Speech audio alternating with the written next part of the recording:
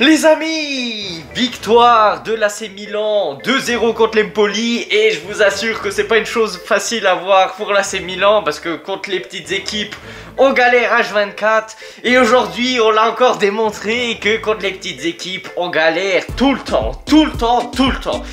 Vraiment, moi encore, tu vois, si t'as 0-0 à la 70e contre l'Inter, contre la Juventus, contre l'AS Roma, contre la Lazio, contre la Fiorentina, je veux bien le comprendre. Mais moi, contre les petites équipes, faire match nul ou perdre, ça me fait devenir fou. Vraiment, je deviens nerveux, je pète des câbles. Et là, c'était le cas, parce que déjà une première mi-temps où Milan, oui, ils avaient le ballon, mais on était inexistants. Je sais même pas s'il y a eu un tir cadré pour vous dire. Après, voilà, il y a eu quelques polémiques arbitrales. Le rouge non donné aux joueurs de l'Empoli sur la semelle, sur la cheville de Kyle Walker. Le penalty non donné sur la faute de Abraham. Après, là, sur le penalty, je suis pas sûr. Mais le rouge, il est gros comme une maison. Mais bon, on va rien dire. Après, premier jaune donné à Fikayo Tomori alors qu'il fait sa première faute. Oui, bon, ouais, ça peut arriver. Mais bon, après, Fikayo Tomori, il enchaîne deux matchs bons, celui contre l'Inter et celui contre l'AS Roma, et forcément le troisième, et là, c'est plus du tout le même Tomori, du coup il se prend un carton rouge à la con, alors qu'il aurait pu éviter de faire ce tacle à la con. Il aurait pu accompagner Lorenzo Colombo, parce que ce soir, enfin ce soir, oui, 18h le match il était, donc oui, c'est le soir, ce soir. Lorenzo Colombo, il voulait nous faire du mal, comme tous les anciens joueurs de l'AC Milan ou les joueurs qu'on prête. Ça me rappelle Daniel Maldini à la Spezia qui nous met un but magnifique. Voilà, c'était vraiment... il fallait parier sur le but de Colombo parce que je pense que ça aurait été intéressant. Bon, heureusement pour nous, il n'a pas marqué, mais bon, il a mis une barre transversale où je ne sais même pas comment elle a fait pour ne pas rentrer la balle. Je sais pas comment elle a fait pour finir presque au poteau de corner, alors que moi je la voyais vraiment dedans, ou à la limite le grand maximum je voyais un poteau rentrant, mais je la voyais pas ressortir à l'autre bout du terrain là. Mais on a eu de la chance, mais moi ça m'énerve en fait, ça m'énerve que Milan galère comme ça contre les petites équipes, parce que surtout que là on peut pas dire on a été chercher des renforts sur le marché des transferts. On a été chercher des joueurs offensifs. Joao Félix, d'ailleurs, qui a voulu reproduire le même but qu'il avait mis contre l'AS Roma. Peut-être qu'il croyait qu'il était hors jeu, donc il a voulu tenter. Mais le gardien, en plus c'est un ancien joueur de l'AC Milan, Vasquez, ne s'est pas laissé avoir, voilà. D'ailleurs, moi je savais même pas que De Sciglio il jouait à l'Empoli. Ou ça se trouve, je l'ai confondu, mais je savais pas qu'il y avait De Sciglio à l'Empoli. En fait, l'Empoli, en fait, en Serie A, dans tous les clubs, tu peux être sûr qu'il y a au moins un joueur qui a joué à l'AC Milan. Ce soir, il y avait Lorenzo Colombo, Denis Vasquez, là, et De Sciglio. Peut-être que j'en ai oublié d'autres, mais voilà, Voilà, du coup, première mi-temps, où vraiment, c'est un peu honteux, hein. Surtout que on avait l'espace pour faire quelque chose, parce que contre les petites équipes, je l'ai toujours dit, plus le temps passe, plus ils ferment la baraque, ils ferment la boutique, ils se mettent en défense. Donc plus le temps passe, plus c'est compliqué de marquer. Donc, pourquoi ne pas faire jouer directement Leao titulaire et Pulisic, en sachant que Leao il aime bien quand il y a des petits espaces à exploiter. Bon, d'accord que ils aimaient bien doubler le marquage sur les ailiers, parce qu'ils savent que Joao Félix, il est décisif. Et pareil pour Leao. Mais là, il fallait nous faire, pour moi, le turnover. C'est vrai que, voilà, il a mis Jiménez titulaire à gauche et qui d'autre? Et Moussa, je crois, ailier droit, si je dis pas de conneries. Bon, d'ailleurs, ça, c'est honteux.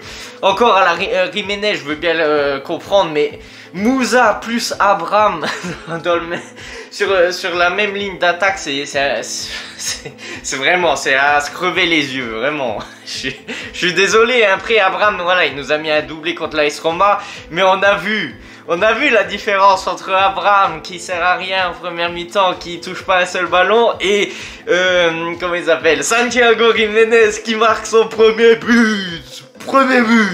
J'avais pronostiqué le but de Jiménez. Je crois que j'avais dit doublé. Bon, j'ai un petit peu exagéré, mais voilà, premier but de Jiménez. Enfin, un vrai numéro 9. Je suis content pour son premier but. Plus tôt le but arrive, mieux c'est comme ça. Voilà, ça lui trottine pas dans la tête. Voilà, je suis super content. En plus, c'est un but à la numéro 9.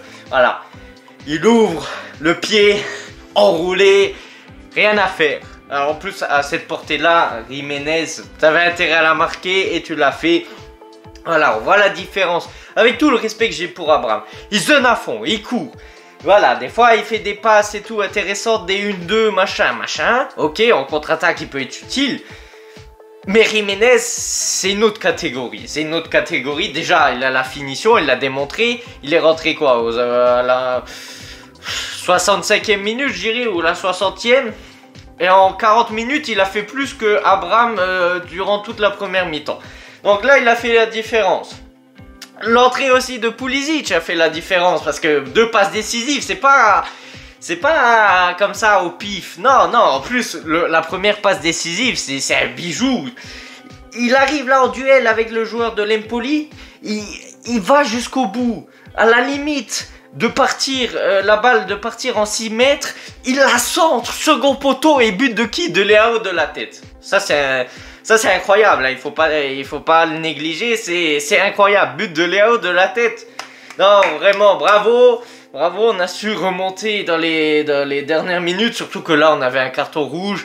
Après, bon, Empoli se sont pris enfin le rouge qu'ils méritaient. Limite, il y avait plus rouge sur la faute de Kyle Walker que là, le rouge où il met une talonnade à Jiménez qui avait un peu simulé, donc il s'est pris le jaune. D'ailleurs, l'arbitrage, là, ce soir, l'arbitre, c'est qui? C'est Pareto, je sais pas quoi, machin, il nous déteste. Déjà, voir sa gueule, ça se voit qu'il nous déteste. Donc forcément ça m'étonne pas, mais bon, le principal c'était de gagner, parce que là ce soir, si on gagnait pas, ça aurait été très grave. Ça aurait été très grave, parce que on aurait pu dire au revoir à la Ligue des Champions la saison prochaine, parce que bon, la Juventus s'en sort. Contre Como, il y a eu aussi des polémiques comme quoi la Juventus, voilà, ils auraient volé. Donc là c'était primordial de gagner ce match, et en plus on le gagne avec Santiago Jiménez, oh. Quel plaisir. On n'a pas vu Sotil rentrer, je sais pas quand il va le faire rentrer, parce que bon, il faut lui faire rentrer du minutage dans les jambes. On a vu Santiago Jiménez, on a vu Joao Félix titulaire. En vrai, on voit quand même que c'est un joueur dynamique, hein. On voit que c'est un joueur technique. Bon, il se prend son jaune en première mi-temps pour simulation. Au début, moi je croyais qu'il y avait coup franc. Mais non, en fait, il y avait jaune pour simulation.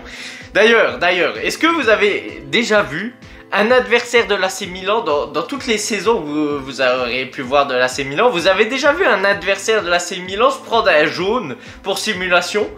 Non, moi j'en ai pas dans la mémoire, j'en ai aucun dans la mémoire. Mais pourquoi c'est Milan qui se prend des jaunes pour simulation? D'accord que le jaune pour simulation, ça doit...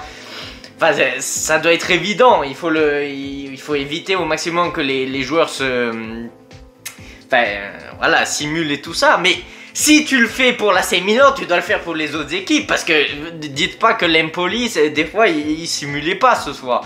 Enfin bref, même dans tous les matchs, vous voyez de la simulation. Sauf qu'il n'y a que contre nous que tu vois des cartons jaunes pour l'AC Milan. Enfin bref, j'ai pas envie de parler d'arbitrage parce qu'en soi on a gagné, même si voilà, hein, avant la 70e là, moi j'étais pas content, j'avais envie de tout casser parce que on peut pas galérer toujours contre les petites équipes, on peut pas galérer contre Empoli, on peut pas se prendre toujours des cartons rouges à la Moussa ou à la Fikayo Tomori manière là, on peut pas, mais bon, je vous l'accorde, on a gagné.